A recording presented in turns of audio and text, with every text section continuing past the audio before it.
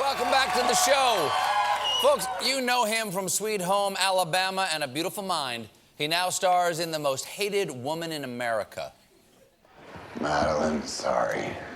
I don't want to hear your excuses. Right now, all I want out of you is breathing. Very little of that. Come on. Just had a little bit too much to drink. Oh, I am assuming it was the drink talking. Otherwise, I would fire your ass. What? You want to get rid of me? Go ahead. But I know a lot of secrets about the American atheist. Secrets that might interest the IRS in particular. Please welcome Josh Lucas.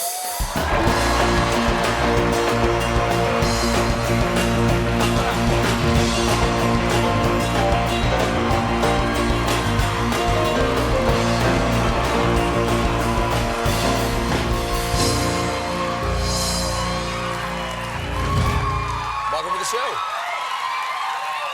This is my very first time in this theater, and wow, I was told not to look up because it would become distracting, but wow. It's quite beautiful, isn't it? Right, yeah. Yeah. Special. We love it here. I'm so glad to meet you because I don't often get to interview somebody who grew up on Sullivan's Island, South Carolina, which is where I spent a lot of my childhood. I still go down there. There's this amazing little island, two little islands actually, Sullivan's Island and the Isle of Palms, which are right off the coast of Charleston, which when I grew up was this sort of remote little beautiful, Very sleepy. beachy village that I literally went to school next door to my house on the beach. And this was the kind of place it was where a pelican once crashed as we were playing in the playground, which was in the sand dunes. And it broke its wing, and I walked it home to the school to next door, and my mother and I wrapped it up and helped it back. So yeah, it's like an amazing, special place. I know it's changed, you just said. Not too much. I mean, it was pretty much all built out in the 1930s, so it's not like a resort or anything, Sure. but that school's a lot bigger than when you were a kid. We lived there at a time where they would rent it out during the summer, and we had no heat, and we only rented it during the winter because we didn't have any money, so we would get it for like 9 months a year and then move out for the summer. And people would, spend a lot of money to stay there for a week or 2 weeks, sort of like Airbnb at the time. But you lived a lot of different places when you were a kid, though, too, didn't you? Like 30 different places or something like that. Why'd you move around so much as a kid? My parents were, very active in particularly protesting at that point nuclear proliferation. They felt this country was spending too much time and energy building bombs and weapons as opposed to education and healthcare. So this was like 1970s, 1980s, no nukes movement, Exactly. Jackson Brown, Daryl Hannah, that kind of thing. Absolutely. But mostly in the South, right? They focused on the South because that's where my father was from. It's where I was born. And it was a place that they felt needed the most attention. And they would go, and we moved to South Carolina because there was a nuclear plant there, and they would. The Polaris sub base was there too. Exactly what it was. Right. Yeah. Those giant Polaris subs, which look like whales of death, would come out right by Sullivan's Island. They'd come right out of the mouth of the harbor there. My mother was standing on the deck of the house that we lived on Sullivan's Island. You'll love this story. And she looks off way in the distance. She was very pregnant. She was like 9 months pregnant with my baby sister. And she looks off way in the distance, and she sees this light coming towards her at high speed. And she's like, she starts to freak out and panic, and she thinks like, oh my God, it's a UFO. And it was an F-18 fighter that came and literally buzzed the house so much, it knocked her to her feet and almost sent her into birth.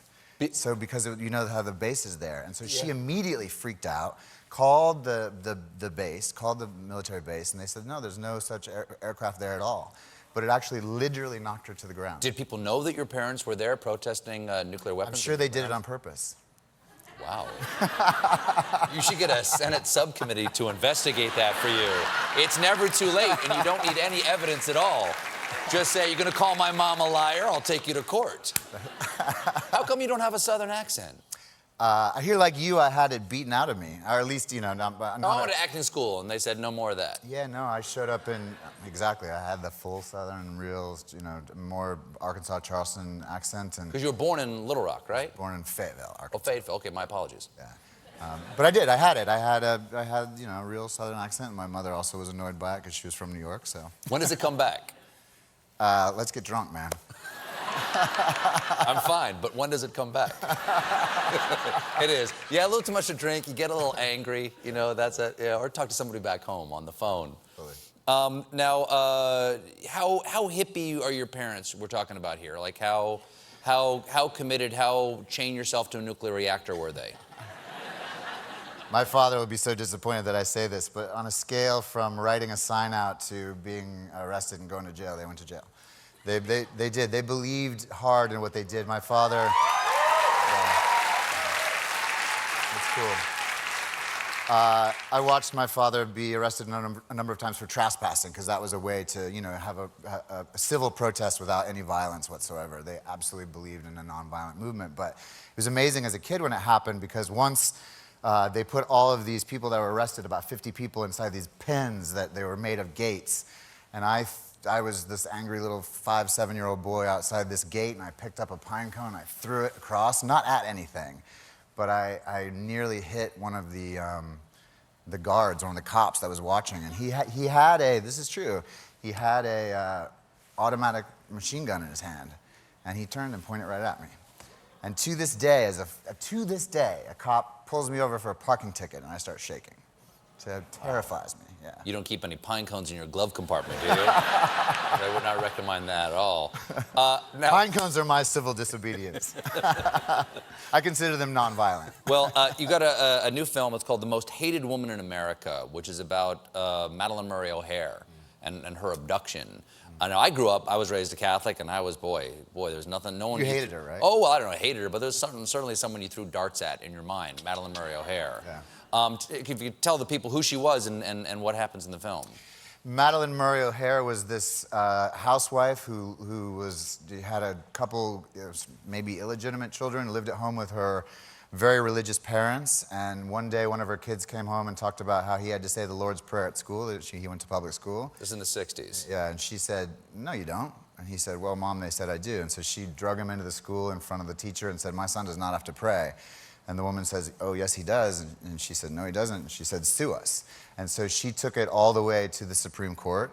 I mean, I think the kind of amazing thing about this story for everyone to consider is that this woman had no money, no political power whatsoever, but she took this mission so far as to go to the Supreme Court and have the Constitution and the laws, well, the Constitution may be honored, it depends on how you look at it, but have the laws of this country change. And it's an amazing thing that she did, and in the process, she became, you know, a real true pariah to much of America. They felt like she had taken away this, you know, beautiful thing that happened at the beginning of the school day. Right, the idea that there's sort of again, there's a perennial sort of football, which is prayer in schools. Exactly. And she's the person who actually stopped that from happening. Stopped it, exactly. And her whole point was, you can pray, but you don't have to pray the Lord's Prayer. She said you should be able to, you know, do a prayer from the Quran if you want. You should be able to do whatever you want. It should be your private moment. Mm-hmm. And so it really became something that, you know, was battled over. There were riots over. She had death threats, and then she created what was called the American Atheist Society, and sort of took it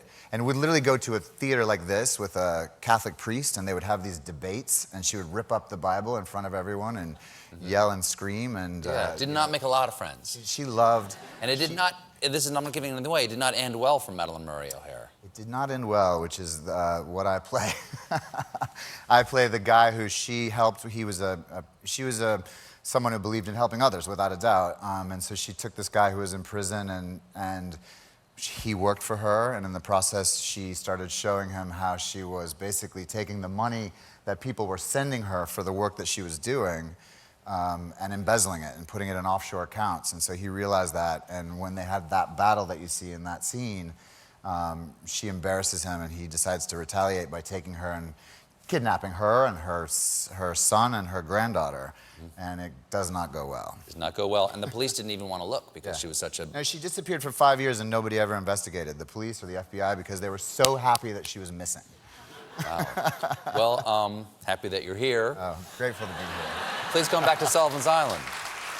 You still like it. The Most Hated Woman in America is on Netflix, March 24th. Josh Lucas, everybody. We'll be right back with Andy Daly.